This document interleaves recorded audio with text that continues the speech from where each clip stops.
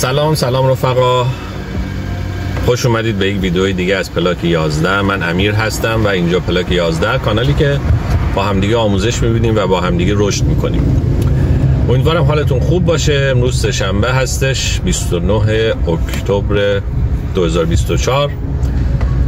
چیزی هم نمونده دیگه سال میلادی تموم بشه و سال 2025 شروع بشه. امیدوارم سال خوبی باشه برای شما. قبل از اینکه راجع به موضوع اصلی ویدیو امروز با هم صحبت کنیم، یکی دو تا فیلم و انیمیشن من دیدم. طبق روال همه ویدیوها اینها رو بهتون بگم اگه دوست داشتید ببینید.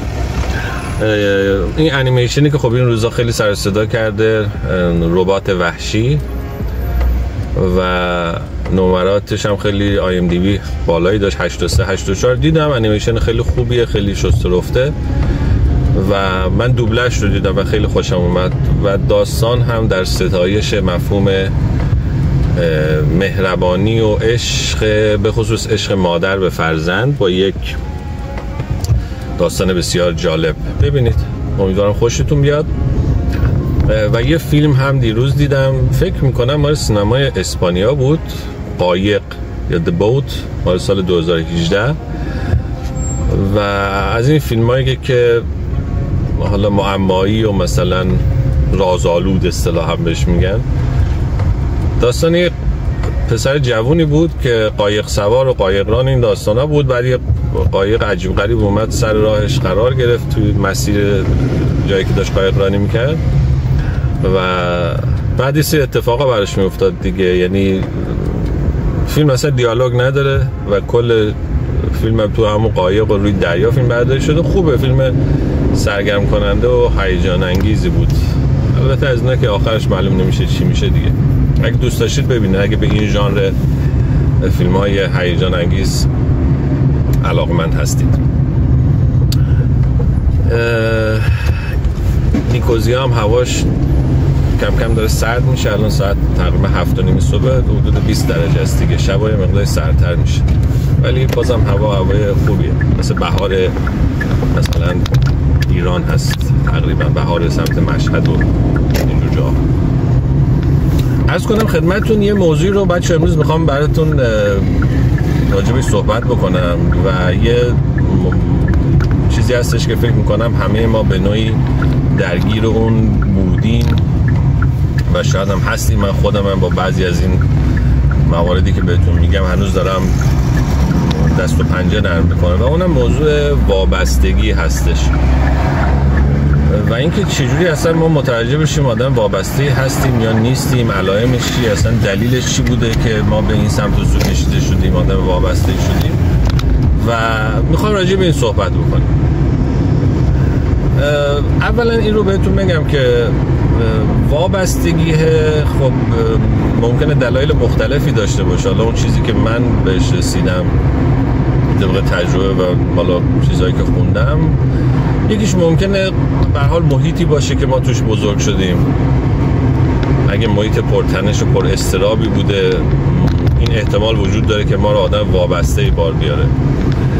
یا اگر پدر و مادر ما به هر حال بیش از حد توجه به ما کردن در کودکی و اجازه هیچ گونه تجربه رو به ما ندادن و همیشه حاضر بودن در همه موقعیت‌ها که به ما کمک بکنن، این ممکنه باعث وابستگی ما شد بشه. یا ممکنه حتی ما بعد از دوران کودکی یه سری ترس ها توی وجودمون باشه، ترس از دست دادن دوستمون، پارتنرمون، همسرمون، ترس دیده نشدن. همه اینها ممکنه عواملی باشه که ماها رو آدمای وابسته بار بیاره. اما خب برای من خیلی جالب بود که بدونم این نشانه هاش توی مثلا دوران جوانی یا میانسالی مثل من یا بزرگسالی حتی چیه. یعنی ما چجوری میتونیم متوجه بشیم که آیا آدم وابسته هستیم یا نه. خیلی این منور کتاب خوندم، مقاله خوندم، مطالعه کردم و چند تا نکته بهش رسیدم که فکر میکنم اینها مهمترین نشانه هایی باشه که نشون میده ما آدم های وابسته هستیم. اولین چیزی که به نظر من میرسه و دیدم توی بعضی از دوستان و نزدیکای خودم اینه که آدم های وابسته معمولا توی جمع دوستاشون خیلی دوست دارن که آدمای باهوش و آدمای خیلی زرنگ و همون همه چیدان عقل کل دیده بشن. یه ویدئوی من قبلا راجع به این صحبت کرده بودم، یه تله‌ایه که ممکنه بعضی از ما توش بیفتیم با خوندن 2 تا 3 تا کتاب فکر کنیم عقل کل هستیم. چیزی که من دیدم تا الان توی دور برای خودم اینه که آدم‌های وابسته همیشه توی جمع دوست‌ها سعی میکنن مثلا راجع به هر چیزی نظر بدن، بدون بگن که ما همه چیز رو میدونیم، خیلی کول هستن، مثلا یه سری چه میدونم شوخی میکنن بیش از اندازه، راجع به هر چیزی مزه میریزن و میخوان با این طریقه توجه بگیرن، در حالی که در وجه مقابل اون و اون آدمایی که وابسته نیستن وقتی تو جمع دوستاشون هستن فقط سعی میکنن لذت ببرن از این در کنار هم بودنه، در کنار دوستان بودنه لذت ببرن. پس اولین آیتمش و اولین نحوه تشخیصش به نظر من این هستش که این تیپ آدم ها توی جمع دوستاشون به جای اینکه بخوان لذت ببرن از این که توی اون جمع هستن، هی سعی میکنن خودشون رو خیلی برتر، خیلی باهوش، خیلی دارای اطلاعات بالا، خیلی بامزه، خیلی شوخ نشون بدن، از حد معمولش بیشتر. نکته دومش که باز من فکر میکنم نشان دهنده وابستگی باشه اینه که در ارتباط با پارتنرشون، حالا ممکنه دوستشون باشه، پارتنرشون باشه، همسرشون باشه، نامزدشون باشه، هر اسمی که میخواین روش بذارید، سعی میکنن که بیشتر از تحصیلات خودشون، از نمیدونم درآمد خودشون، از وضعیت مادی خودشون، از اینجور چیزا صحبت بکنن، به جای اینکه مثلا سعی بکنن طرف مقابل رو بشناسن، اون اشتراکاتی که با هم دیگه دارن رو راجبش بحث بکنن، اختلافاتی که با هم دیگه دارن رو راجبش بحث بکنن، نه، همش سعی میکنه بگه آره من مثلا دکترامو فلان جا گرفتم، من فلان جا فوق لیسانس گرفتم، من درآمدم اینه، من اینقدر درآمد دارم، من اینجوری ام، من اونجوری ام، و خیلی راجع به اون چیزای مهمی که توی زندگی هست بحث نمی‌کنن، سعی می‌کنن با این آیتما خودشون رو پوشش بدن. پس به نظر من اینم دومین علامتیه که میتونه نشان دهنده وابستگی افراد باشه.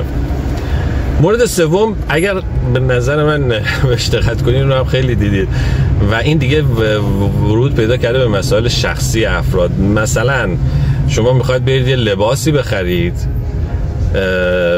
بیشتر از این که فکر کنین این لباسه به شما میاد یا نمیاد، یا راحت هستین توش یا نه، فکر میکنین خب من اگه این رو بپوشم مثلا فلانی چی میگه، یا فلان دوستم چی میگه، یا مثلا پسر خالم چی میگه، نمیدونم دختر داییم چی میگه. متوجه میشید؟ یعنی در حین خرید شخصی ترین لوازم و شخصی ترین چیزها تفکره به جای این که به سمت این باشه که خب این اصلا به من میاد، این اصلا راحت هستم توش، این اصلا مناسب من هست یا نه، به جای که به اینا فکر بکنه، فکر میکنه که فلان دوستش چی میگه، یا فلان فامیلش چی میگه، یا مثلا پارتنرش راجع به این چی فکر میکنه. پس تا اینجا 3 تا مورد با هم دیگه بررسی کردیم. اینکه توی جمع دوستان به جای لذت بردن همش دنبال نشون دادن خودشون هستن، عقل کل بودن رو ثابت کنن. نکته دومش این بودش که توی حالتی که میخوان برای خودشون چیزی بخرن، به جای اینکه به این فکر باشن که آیا این لباس یا این حالا موبایل، این ماشین، هر چیزی برای من مناسب هست یا نه، بیشتر به این دارن فکر میکنن که طرف مقابل من یا دوستم یا پسر خالم یا نمیدونم آدمای مختلف راجع به این چی میگن. و یه نکته بعدی که بچه‌ها می‌خواستم راجع به صحبت بکنم و من خودم هم این مشکل رو داشتم و سعی کردم با اون مقابله بکنم، توی محیط کار هست. یعنی به نظر من آدم‌هایی که یه نوع وابستگی دارند، به جای اینکه از کاری که دارن میکنن و از ارزشی که دارن خلق میکنن و وقتی که دارن میگذارن لذت ببرند، همیشه سعی میکنن بالا دستیشون رو راضی نگه دارن. یعنی حتی اگر یک کاری رو بلد نیستند، اما سعی میکنن اون رو قبول کنن. چرا که مثلا رئیسم، نمیدونم معاون ایکس ایگرگ، استاد فلان، اینا از من راضی باشن و از دست من ناراحت نشن، خدای نکرده.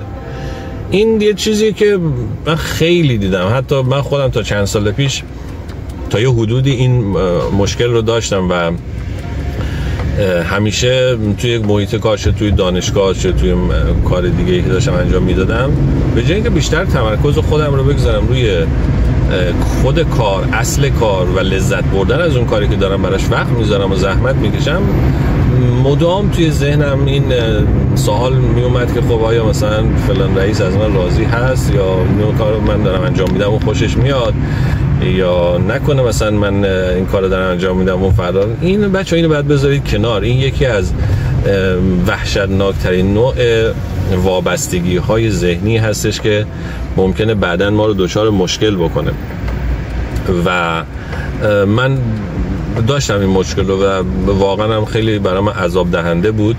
اما در سالهای اخیر دیگه به این رسیدم که از کاری که دارم میکنم لذت ببرم، کار درست رو انجام میدم، کار رو به موقع انجام میدم، با کیفیت انجام میدم و واقعا دیگه برام این اهمیت نداره که ایکس میخواد چی فکر کنه، ایگرگ میخواد چی فکر کنه، رئیس میخواد خوشش بیاد، میخواد خوشش نیاد. نمیگم بی تفاوت باشید نسبت به کار، نه، من میگم وزن اینی که کار رو برای بالا دستیتون طوری انجام بدید که اون خوشش بیاد، یا حتی اگه اون نکته‌ای که گفتم کاری که میکنید، کاری که ازتون میخواد رو بلد نیستید، اما از ترس اینکه مثلا خب این کار رو از دست ندم یا رئیس ناراحت نشه یا فلان، میرید اون رو قبول میکنید و با سختی تمام انجام میدید. بدترین چیزه، یعنی عذاب، یه جور عذاب الهیه به نظر من. پس این رو هم سعی بکنید کنار بگذارید و اگر هر کدوم از این نشانه های چارگانه‌ای که بهتون گفتم هست، به نظر من فارغ از اینکه از کجا اومده شروع کنید به حل اونها. به هر حال ما توی سنی هستیم که شخصیتامون شکل گرفته، ولی رفتارهامون رو میتونیم خودمون با استفاده از این سری تکنیک ها کنترل بکنیم و از این وابستگی که ممکنه در آینده ما رو بیشتر هم عذاب بده بتونیم خودمون رو رها بکنیم. امیدوارم که از ویدیو امروز خوشتون اومده باشه. اگر شما هر کدوم از این علامت ها رو دارید و یا قبلا داشتید و سعی کردین اون رو حلش بکنید و به نتیجه مثبتی رسیدید، این رو کامنت کنید. حتما به من کمک میکنه، به بقیه دوستاتون که توی بلاک 11 هستن هم کمک خواهد کرد. روز خوبی داشته باشید، دم همتون گرم، تا یک ویدیو دیگه، خدا نگهدار.